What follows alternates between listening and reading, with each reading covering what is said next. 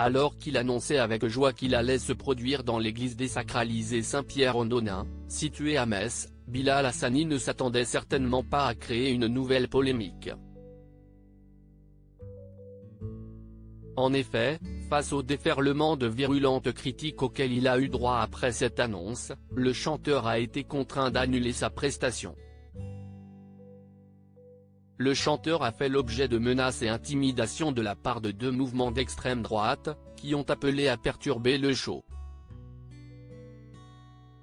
Bilal Hassani @TF1 Bilal Hassani se défend reçu sur le plateau de Quotidien ce mardi 11 avril, Bilal Hassani, accompagné de sa mère, a fait savoir qu'il avait porté plainte contre plusieurs groupuscules d'extrême droite, pour incitation à la haine et à la violence, ainsi que pour discrimination. On a porté plainte contre Aurora, un mouvement d'extrême droite, contre Civitas et contre Discussion Nati au Metz. Ce sont ces derniers qui ont tenu des propos menaçants et ont voulu mener des actions violentes le jour du concert, a déclaré Amina Fruouf, la maman et manager de Bilal Hassani. Celui-ci a alors pris la parole et déploré ce qu'il estime être une fausse polémique. On voulait offrir des spectacles dans les lieux atypiques, beaux, cool. Certains extrémistes ont essayé de détourner un peu le truc et s'y est parti en cacahuète. Comme l'a précisé Amina Fruouf, d'autres plaintes ont également été déposées contre plusieurs personnes qui ont utilisé Twitter pour inciter à la haine.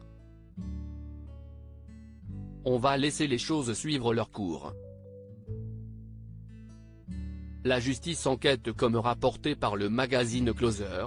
Thomas Bernard, le procureur adjoint de la République a confirmé qu'une enquête contre X avait été ouverte le 6 avril dernier, suite à l'annulation du concert de Bilal Hassani.